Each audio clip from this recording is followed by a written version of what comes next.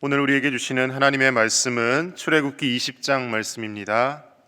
오늘 하루도 하나님의 말씀을 지키는 것이 우리의 행복으로 살아가는 저 여러분들의 복된 삶이 되시기를 축복합니다. 이스라엘 백성들이 애굽 땅을 떠난 지 3개월 만에 시내 광야에 이르렀다고 앞선 19장 말씀에서 기록하고 있습니다. 하나님은 거기에서 이스라엘 백성들에게 10가지 계명을 주십니다. 처음에는 하나님께서 직접 모든 백성들에게 말씀을 하셨는데 오늘 말씀 뒷부분에서 읽은 바와 같이 백성들이 하나님 직접 말씀하지 마십시오. 모세를 통해서 주시고 하나님 직접 우리가 대면하고 싶지 않습니다. 무섭습니다. 그러니까 이제 나중에 모세를 따로 시내산으로 불러서 돌판에 친히 하나님께서 말씀을 기록하여 주십니다. 그래서 10가지 계명, 10계명이라는 것, 교회를 다니는 사람이나 심지어 예수님을 믿지 않는 사람들도 이 10계명에 대해서는 한 번씩 대부분 들어보았고요. 그리고 영화로도 제작이 된 바가 있습니다. 그런데 중요한 것은 우리 믿는 사람들조차도 이 10계명 그러면 뭔가 우리를 구속하고 억압하고 뭔가 무겁게 느껴지고 계명이 너무 무겁다 이렇게 생각을 하게 될 때가 많이 있더라는 것이죠. 예수님께서는 10가지 계명을 간단하게 2가지로 새롭게 정리를 하셨습니다. 어떤 율법학자가 가장 큰 계명이 뭐냐라고 예수님께 질문을 했을 때 첫째는 내 마음과 뜻과 모든 것을 다해서 하나님을 사랑하는 것이고, 그리고 둘째도 그와 같으니 내 이웃을 내 자신과 같이 사랑하라고 말씀하십니다. 굳이 둘째가 그와 같다라고 표현할 이유가 없지만 예수님은 사람을 사랑하는 것 또한 하나님을 사랑하는 것과 같이 중요하다라고 강조를 하시는 것이죠. 그래서 10계명의 1계명에서 4계명까지는 하나님 사랑에 대한 계명, 5계명에서 10계명까지는 사람을 사랑하는 계명이라고 이렇게 우리가 알고 있습니다. 그런데 이 4번째 계명이 좀 오묘합니다. 하나님 사랑과 사람 사랑이 동시에 이루어지는 계명입니다. 안식일을 거룩히 지키라는 것이죠. 안식일 그럼 우리가 이제 하나님 앞에 예배 드리는 것만 생각하지 않습니까? 그런데 이 안식일 우리가 지금은 주일로 지키는 것이죠. 주일에 하나님을 만나러 나온 이 자리에서 하나님과 교제할 뿐만 아니라 믿음의 성도들 간의 교제도 이루어진다라는 것이죠. 하나님에 대한 사랑과 사람에 대한 사랑이 동시에 이루어지는 것, 그것이 안식일이기 때문에 우리가 하나님 안에서 안식하는 것, 하나님 안에서 주일을 잘 지키는 것이 중요하다라는 것을 알 수가 있습니다. 오늘 10계명의 10가지 계명을 하나씩 다 다루기에는 시간이 너무 한정되어 있고요. 그리고 작년 가을에 담임 목사님께서 은혜의 10계명 시리즈 설교를 통해서 말씀을 은혜롭게 잘 전해주셨습니다. 그래서 오늘은 이 계명 하나하나에 대해서 보지 않고요. 그렇다면 우리에게 이 계명을 주신 하나님은 어떤 분이신지에 대해서 좀 살펴보려고 합니다. 계명이라는 것, 계명이라고도 표현하지만 약속인 것이죠. 누군가와 약속을 했을 때 이 약속을 우리가 지킬 만한가 그렇지 않은가를 판단하는 것은 내가 약속을 한 당사자가 누구냐에 따라서 결정됩니다. 서로 상호 신뢰가 되는 사람이면 그 계명을 잘 지켜나가는 것이고, 그렇지 않으면 서로 약속을 하여도 서로 약속이 잘 지켜지지 않는 것이죠. 우리에게 10가지 계명을 주신 하나님은 과연 어떤 분이시고 왜 우리가 이 계명을 무겁게 받아들여야 하는 것이 아니라 자발적으로 스스로 자원해서 기쁨으로 지켜나가야 되는 계명인지, 하나님이 어떤 분이신지에 대해서 오늘 함께 살펴보겠습니다.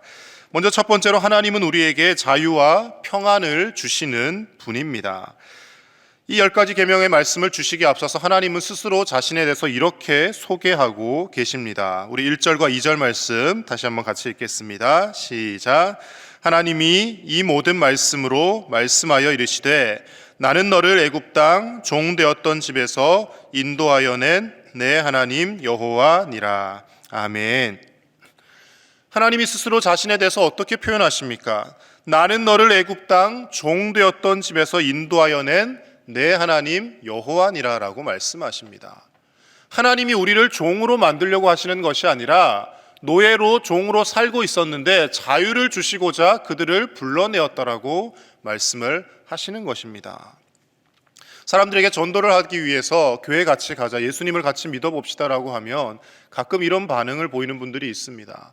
교회 가면 하지 말라는 게 너무 많습니다. 이것도 하지 마라, 저것도 하지 마라, 술도 마시지 마라, 담배도 눈치 보며 펴야 되고 이것저것 너무 하지 말라는 게 많아서, 자유가 없어서, 구속하는 게 너무 많아서 나를 힘들게 해서 예수님을 믿지 못하겠습니다라는 분들이 가끔 계십니다. 세상적인 관점에서 보면 자유가 없어지는 것 같습니다. 먹지 말아야 될 것들도 있고 하지 말아야 될 것들도 있고 눈치를 너무 보며 살아야 되는 것 같지만, 그러나 우리가 신앙생활을 어느 정도 하며 하나님의 은혜를 체험하게 되면 그것이 우리의 자유를 제한하는 것이 아니라 오히려 세상 것들의 가치관과 세상이 우리를 힘들게 얽매며 우리를 압박하는 것에서 우리를 오히려 자유롭게 하는 하나님의 은혜가 있다라는 것을 깨닫게 되는 것이죠. 교회 가면 자유가 없습니다라고 말씀하시는 분들은 어린아이와 같은 마음으로 사는 사람들입니다. 아이들한테 부모님이 아이들이 위험에 빠지지 않게 하기 위해서 이것도 하지 말고 이런 건 위험하니까 가지고 놀지 말아라 이렇게 막 말하지 않습니까? 근데 아이들은 어릴 때는 죽었다 깨어나도 그것을 이해하지 못합니다. 우리 엄마 아빠는 내게 하지 말라는 것만 자꾸 요구하는 사람이다, 그렇게 생각을 하는 거죠. 어제도 저희 큰딸이 막 이렇게 아침에 뭘 하지 마라 하니까 이제 나한테 와가지고 엄마는 마녀 같아 그러면서 이제 막 울려주더라고요. 엄마가 마녀 같은 게 아니라 자기를 위해서 위험한 거 하지 말라 그러고 자꾸 뛰어다니니까 밑에 집이 힘들다, 우리 이사 가야 될지도 모른다 그러면서 이제 하지 말라는 건데, 뛰지도 못하게 하고 뭐 하지도 못하게 하고 엄마는 마녀라고 생각하는 거죠. 똑같습니다. 하나님은 우리에게 참 자유를 주시기를 원하시는데 우리는 하나님이 자꾸 무섭고 우리를 힘들게 하시는 분이라고 착각을 할 때가 있습니다. 결국에는 그 하나님의 말씀대로 살아내면 가장 행복하고, 결국에는 하나님의 계명을 잘 지키면 이래서 하나님이 이렇게 지키라고 하셨구나 우리가 알게 될 날이 분명히 있는데, 거기까지 내다보지 못하기 때문에 자꾸 하나님은 나를 힘들게 하고 나를 구속하는 분이라고 생각을 하신다는 겁니다. 하나님께서 자신의 이름에 대해 소개하실 때 아까 읽은 2절 말씀에서 애굽 땅 종되었던 집에서 인도하여 낸 내 하나님 여호와니라, 이렇게 2번 말씀을 하십니다. 내 하나님 여호와니라. 언어로 살펴보면 이 하나님은 엘로힘이라는 언어가 들어가고요, 여호와는 우리가 알고 있는 여호와, 야훼 이런 단어를 쓰고 있죠. 왜 하나님을 때로는 엘로힘으로 썼다가 때로는 야훼라고 쓰는데 오늘은 이렇게 같이 엘로힘, 야훼가 같이 들어가 있겠습니까? 주로 엘로힘이라는 하나님에 대해 표현할 때는 천지 만물을 창조하신 전능하신 능력의 하나님을 상징합니다. 그런데 여호와 하나님, 야훼 하나님이 될 때는 우리와 그 전능하신 하나님이 언약을 맺으시고 친히 계약을 맺으시고 그 약속을 신실하게 이루어 가시는 하나님에 대해서 설명할 때 여호와 하나님 이 단어를 쓰더라는 것이죠. 천지 만물을 창조하시고 모든 것을 다스리시는 그 하나님이 우리와 피조물인 우리와 약속을 하시고 그 약속을 친히 내가 이루어 가겠다라고 말씀하고 계시더라는 것입니다. 그 하나님께서는 우리에게 참 자유와 평안을 주시는 분입니다. 요한복음 8장 32절 말씀에 그래서 예수님께서도 이렇게 말씀하십니다. 진리를 알지니 진리가 너희를 자유롭게 하리라, 이렇게 말씀하십니다. 진리에 대해 제대로 알고 하나님에 대해 제대로 알면 주님 안에서 참 자유를 누릴 수 있는데, 제대로 알지 못하기 때문에 교회에 다니면 다닐수록, 예배를 많이 참여하면 할수록, 내가 중직이 되면 될수록 나는 자유를 제한당하고 구속받는다라고 착각을 하게 되어진다는 것입니다. 말씀을 준비하면서 예전에 어릴 때 성탄절에 항상 자주 보았던 스크루지 영감 이야기가 떠올랐습니다.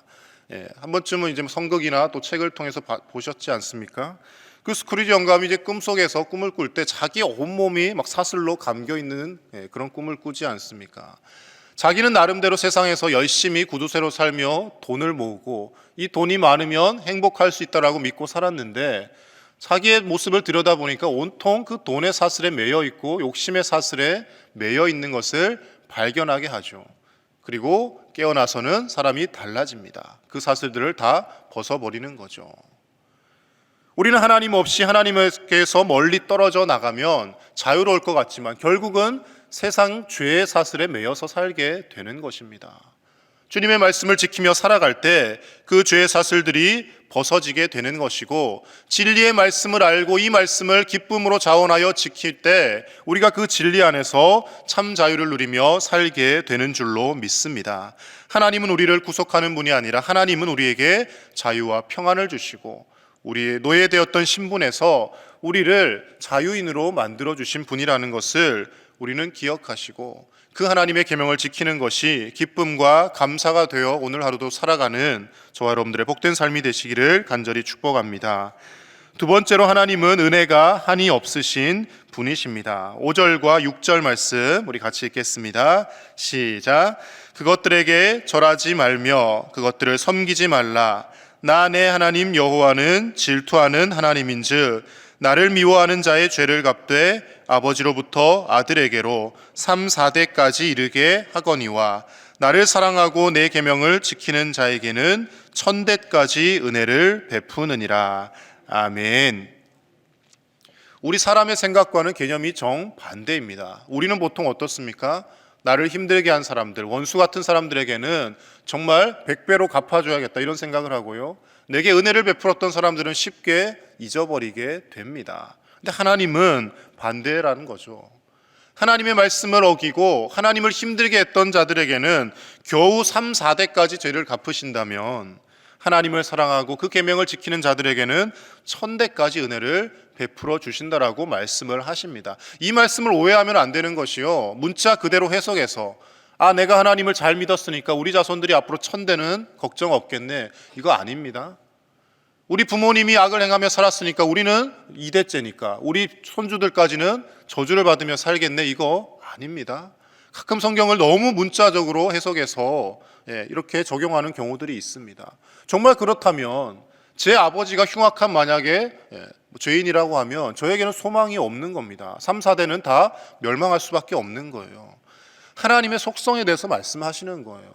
3, 4대까지 그 죄가 이르게 된다면 1000대까지 더 은혜를 베푸시려고 하는 하나님, 화를 화로 갚으시려 하기보다는 모든 것을 은혜로 우리를 대하시는 하나님의 속성에 대해서 말씀하고 있는 것입니다. 만약에 하나님이 우리의 죄를 있는 그대로 갚으시는 분이셨다면 이 땅에 독생자 예수님을 보내시지도 않았을 것입니다.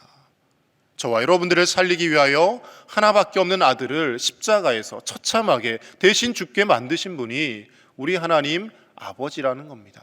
그리고 그 천지 만물을 창조하신 하나님이 감히 우리로 하여금 아버지라 부를 수 있는 자격을 주셨다라는 것이죠.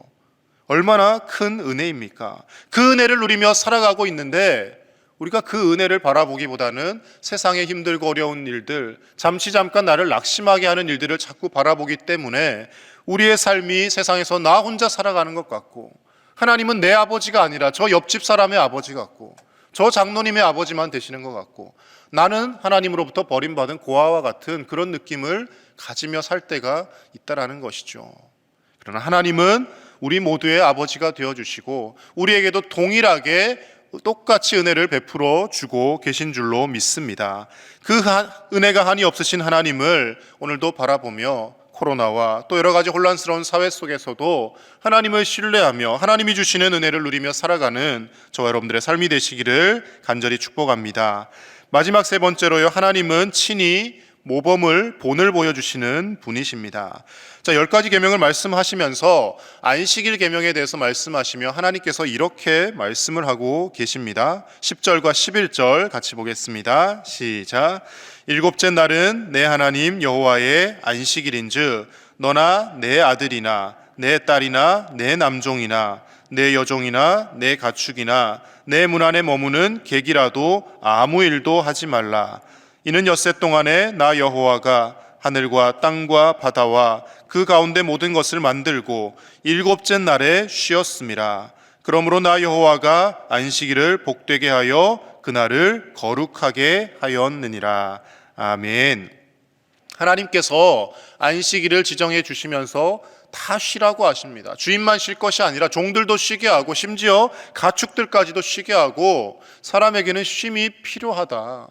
하나님을 예배하며 하나님의 은혜를 받고 그리고 일하는 것에서부터 자유하고 무엇을 먹고 무엇을 마시고 무엇을 입으며 살까 그 생각에서 좀 자유하는 날을 가지라고 말씀을 하시는 것이죠. 그러면서 친히 나 여호와도 세상을 창조하고 일곱째 날 쉬었다라고 말씀하고 계십니다. 하나님은 사실 쉬실 필요가 없습니다. 전능하신 하나님께서 뭐가 아쉬워서 6일 동안 천지를 창조하니까 너무 힘들어서 하루는 쉬어야겠다, 이러다 내가 죽겠구나, 그런 것은 아니죠.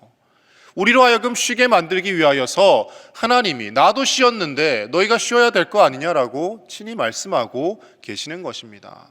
가장 좋은 교육 방법은 아이들을 교육할 때도 마찬가지죠.